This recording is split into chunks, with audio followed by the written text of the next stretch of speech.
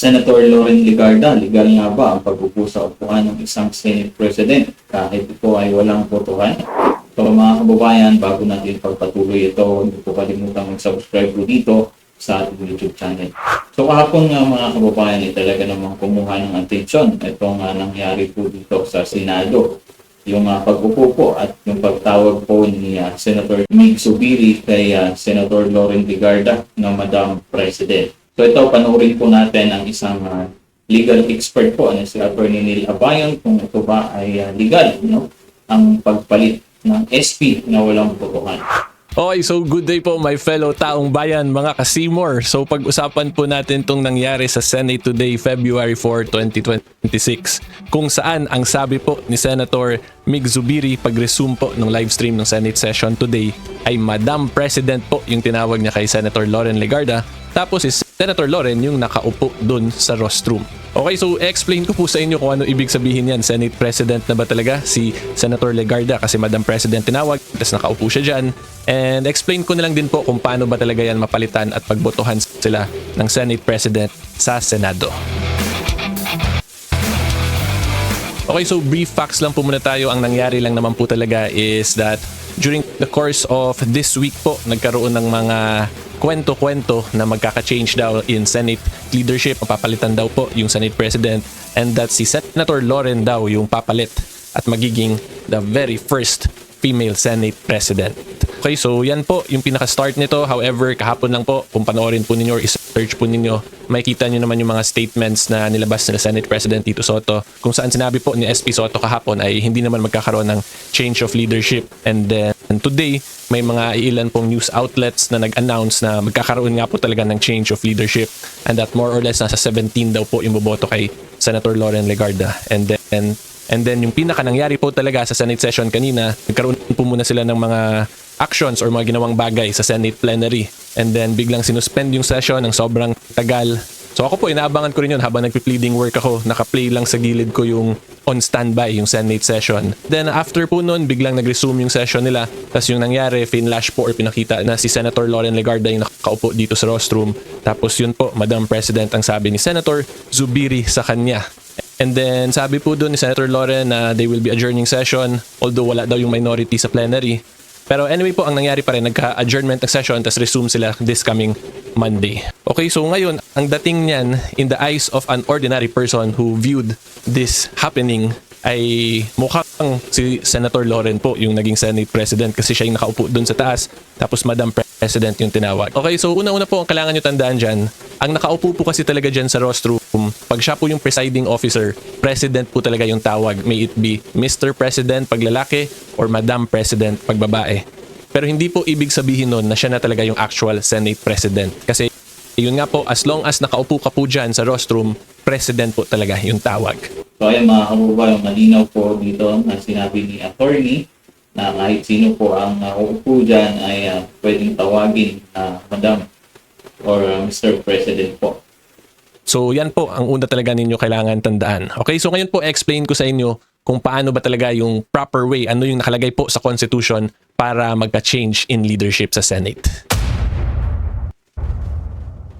Okay, so we are back in the 1987 Constitution, the favorite law po nating lahat yan. Okay, so nasa Section 16, Paragraph 1 po, yung important natin to take note. The Senate shall elect its President by a majority vote of all its respective members. Okay, so kung makita nyo, nakaspecify po, majority vote, all its respective members. So when you say all its respective members, ang basis po ng majority computation is the full number of the Senate, which is 24 senators. So kahit po mabawasan yung senators natin, let's say may mag-resign, may ma-appoint, or kung may ma-anuman, ang basis pa rin po ng majority count is the number 24, being yun po yung count ng all its respective members. Okay, so in other words, 13 votes po ang kailangan para makakuha ng majority para ma-elect ang isang Senate President. So now, going back to this situation po, hindi po tayo nakakita ng actual election at nakita na lang po natin, umupo na si Senator Loren dun sa rostrum. Okay? So ang point ko lang po dito ay hindi po nagkaroon ng change of leadership because there was no clear election po na naganap. Okay? So yan po ang kailangan ninyo talaga tandaan. Diba? Kasi prior to this, po yung buong session nila at habang po kasi yan, hindi po pwede mag-conduct ng mga bagay-bagay or ng any actions yung Senate. So in other words, kahit na po may mga ginagawa sila, may mga pinapag-usapan sila pero wala pong legal effect yun. Hindi po yun binding sa journal ng Senate and of course to us, the Filipino people. So again, ulitin ko lang po, hindi po nagkaroon ng election today, hindi po nagkaroon ng change of leadership. Itong mga senators natin, parang sinisimor lang din po nila tayo kasi alam din nila na the majority of the Filipino people today ay nakaabang sa issue na to kasi yun yung balita simula kaninang morning. So Kasi gusto kasi ng taong bayan na palitan na itong kasalukuyang Senate President natin. Ano? Yun po yung gusto ng damdamin ng taong bayan. Kaya marami po talaga ang nag-aabang. I'm assuming baka that's one of their ways po to entertain us, the ordinary members of the taong bayan. Pero I'm sure din po na may mga iilan po dyan sa inyo na hindi na-entertain kung hindi baka na-offend dito sa Seymour na ginawa po ng Senate. Okay? Okay, so mukhang official po talaga na hindi nagkaroon ng change in Senate presidency today, February 4, 2026. So may nilabas na pong article yung Inquirer regarding this. At ang sinabi lang pong rason ni SP Soto kaya hindi natuloy is because it's the majority bloc that thwarted the attempt for coup d'etat. So decision ng majority kasi ganoon naman po talaga yun, di ba? It's always a decision of the majority whether or not to change the Senate leadership. So pinakita ko lang po to sa inyo kasi after ko na ma-edit yung video, upload ko na sana, lumabas na to sa feed ko na nagkaroon na ng mga statements from the senators themselves.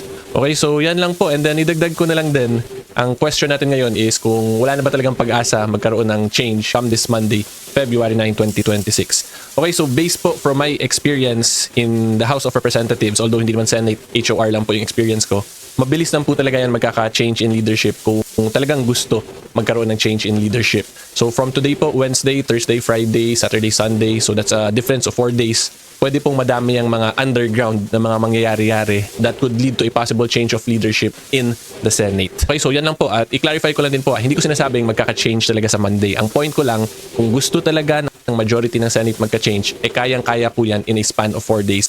Kasi yun nga po, like my experience in the House, mabilis talaga ang mga pangyayari pag gustong palitan ang leadership.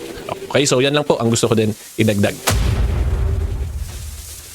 So bigyan ko lang po talaga ng quick summary para hindi kayo maguluhan. Okay, so unang-una po ang pagtawag ng Madam President ni Senator Zubiri kay Senator Loren pag-resume ng session nila ay hindi po ibig sabihin nun na siya na nga talaga yung Senate President kasi pag nakaupo po sa rostrum, talagang President po yung tawag niya. Okay, and then pangalawa po, the only way to change the leadership in the Senate is via election nga po. And since wala naman po tayong nakitang actual election nangyari, edi hindi po nagkaroon ng election of a new Senate President. And then pangatlo po, kahit na po nagkaroon talaga ng change of leadership, pero kung ginawa po nila lahat ng discussions ayon while wala pong legal effect yun. Hindi po yun binding kasi hindi po yun ma-record sa minutes and sa journal ng Senate. At pag hindi po yun na-record, edi wala pong official action yung Senate. Okay, so wala po, hindi po nagkaroon talaga ng change of leadership. Okay, so yan po ang nangyari as of today.